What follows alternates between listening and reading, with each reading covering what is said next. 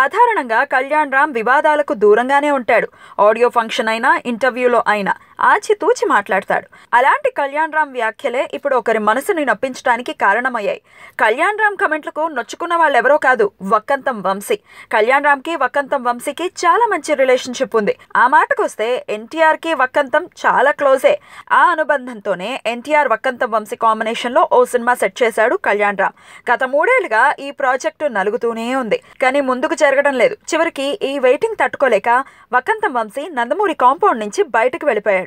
Vakkantham Vamsi cinema ఎందుకు ఆగిపోయింది అని అడిగితే, ఆగలేదు, త్వరలో ఉంటుంది అని చెప్పకుండా కథ నచ్చలేదు, అందుకే వద్దనుకున్నాం అంటూ నిర్మొహమాటంగా చెప్పేశాడు కళ్యాణ్ రామ్. దాంతో వక్కంతం బాగా హర్ట్ అయ్యాడని ఫిల్మ్ నగర్ వర్గాలు చెప్తున్నాయి. కథ నచ్చకపోతే 3 ఏళ్లు తనని ఎందుకు తిప్పుకున్నారు అంటూ వక్కంతం సన్నిహితుల దగ్గర వాపోతున్నాడట.